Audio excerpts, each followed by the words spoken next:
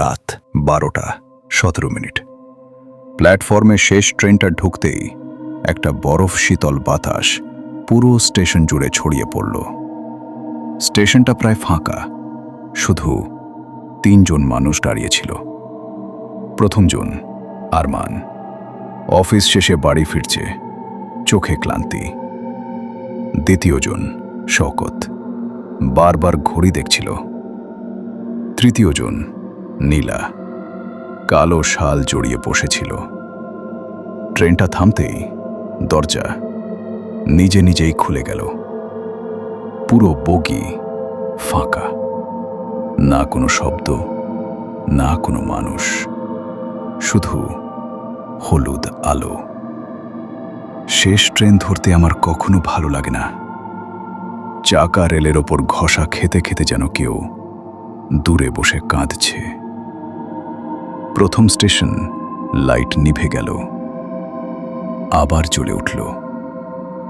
শওকত নেই। ওই লোকটা কোথায় গেল? কোনো লোক? আপনি একাই তো উঠেছেন। আরমানের বুকের ভেতরটা বরফ হয়ে গেল। জানলার কাছে কুয়াশা জমল। ধীরে ধীরে লেখা হলো নেক্সট। দ্বিতীয় স্টেশন, লাইট নিভে গেল, পুরো অন্ধকার। লাইট জ্বলে উঠতেই নীলা নেই। ঘড়ির দিকে তাকালো, 12:17। সময় একটু এগোয়নি। শেষ স্টেশন, মৃতদের জন্য। প্ল্যাটফর্মে অনেক মানুষ দাঁড়িয়ে আছে, সবাই তাকিয়ে আছে, কিন্তু তাদের চোখ নেই। নিজের প্রতিবিম্বে তার চোখও নেই। হেডলাইট, হর্ন, ব্রেক ফেল, একটা বিকট শব্দ। সব মনে পড়ে গেল। সে বেঁচে নেই। শেষ সিটে শওকত আর নীলা, তারা হাসছে। এখন মনে পড়েছে, এটা শেষ ট্রেন না, এটা শুরু।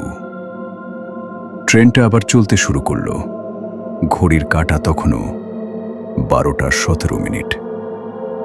আরমান জানলার পাশে বসে পড়ল, কারণ সে জানে পরের স্টেশনে আবার নতুন কেউ উঠবে, আর সে তাকে মনে রাখতে পারবে না।